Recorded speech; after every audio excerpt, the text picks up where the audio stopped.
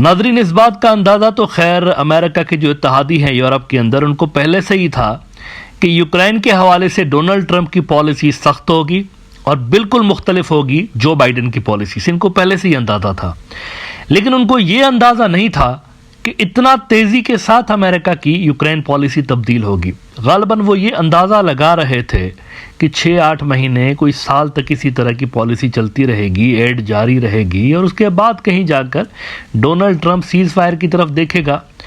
लेकिन इसने तो आते साथ ही एक के बाद एक ऐसे झटके देना शुरू किए यूक्रेन वालों को कि अब इस जंग का खात्मा यूक्रेन की ह्यूमिलिएशन पर ही नज़र आ रहा है।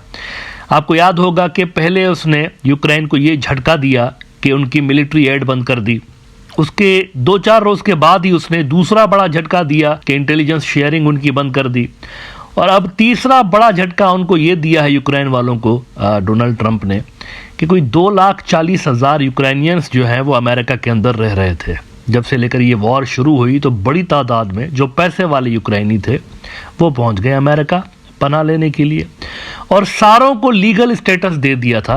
पिछली जो सरकार थी उन्होंने सारों को लीगल कवर दे दिया कि भाई ये लीगल सिटीजन हैं, इलीगल नहीं है। लेकिन डोनाल्ड ट्रंप ने ख़त्म कर दिया लीगल कवर।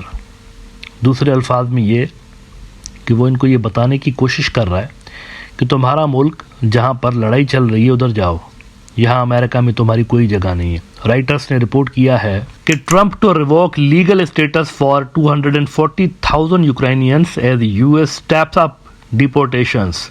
अच्छा, इन तमाम मामलात में यूक्रेन के अंदर नेचुरली गुस्सा है डोनाल्ड ट्रंप के ऊपर, और यूक्रेन का जो एम्बेसडर है यूके के अंदर वो गुस्से से फट पड़ा है।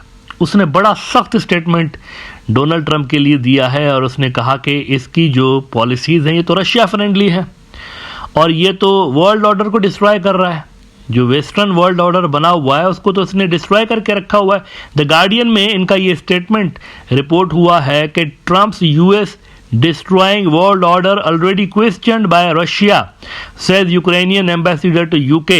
Valery Zaluzhny, former Ukrainian commander-in-chief, says Russia is trying to revise world order but US is finally destroying it at Chatham House conference. अच्छा, नाउ यूक्रेन के लिए एक और भी काफ़ी बुरी खबर है। देखें, कल के एपिसोड में हमने बात की थी कि रशिया शायद ये जो सीज फायर की कंडीशंस यूक्रेन बता रहा है, ज़ेलेंस्की ने कहा था ना फेज़ वाइज सीज फायर करते हैं। पहले फेज़ में आप मिसाइल अटैक बंद कर दीजिए, ड्रोन अटैक्स बंद कर दीजिए, नेल जो टारगेट्स हैं उनके ऊपर अटैक्स बंद कर दीजिए, और पहले मरहले में जो प्रिजनर्स हैं उसको एक्सचेंज कीजिए वगैरह वगैरह। इस तरह उन्होंने किस्तों में कहा था कि सीज फायर करते हैं। तो कल मैंने इस खदशे का इजहार किया था कि मुमकिन नज़र नहीं आ रहा। भाई, वो जब जीत रहे हैं रशियंस, ग्राउंड पे पलड़ा उनका भारी है। ट्रंप खुद कन्फेस कर चुका है during the meeting with Zelensky कि तुम हार रहे हो, तो जो जीतने वाली पार्टी है उनको क्या पड़ी हुई है कि दूसरों की टर्म, जो हारने वाली पार्टी उनके टर्म्स एक्सेप्ट करेंगे। It's not possible. होगा वही जो कि ये चाहते हैं, रशियंस चाहते हैं, because they have the power to dictate the terms. Ground पे वही मौजूद है ना, उनके हाथ में यूक्रेन के इलाके हैं, यूक्रेन के हाथ में रशिया के इलाके नहीं है। तो आज वही हुआ है। रशिया ने रिजेक्ट कर दिया ज़ेलेंस्की का जो पीस प्लान था, उसको रिजेक्ट कर दिया। उसने कहा कि सीज फायर करनी है तो पूरी करो, ये किस्तों वाली सीज फायर का ड्रामा नहीं चलेगा। फ्रांस 24 ने रिपोर्ट किया है कि Russia says temporary Ukraine cease fire unacceptable. तस्लीम नहीं करते इस चीज़ को, आप फुल सीज फायर करें, करना ही है तो पूरी करिए, नहीं तो नहीं करिए। Russia said Thursday it would not go for a temporary ceasefire in Ukraine, rejecting a proposal of a 1-month halt in fighting or a stop in aerial and naval attacks.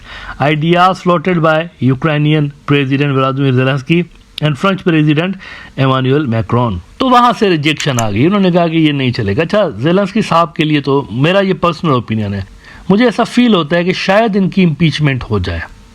अगर ये इन टर्म्स पे नहीं आते ना जो Zelensky को दिए गए अमेरिका की तरफ से, अगर ये उसको नहीं मानता, यूरोप नहीं बचा सकता उनकी सरकार को। इम्पीचमेंट मेरे ख्याल से हो जाएगी उनकी, बिकॉज उनके जनरल्स जो है वो अमेरिका के ऊपर डिपेंडेंट है, यूरोप के ऊपर नहीं है डिपेंडेंट, जो लड़ने वाले जनरल्स हैं।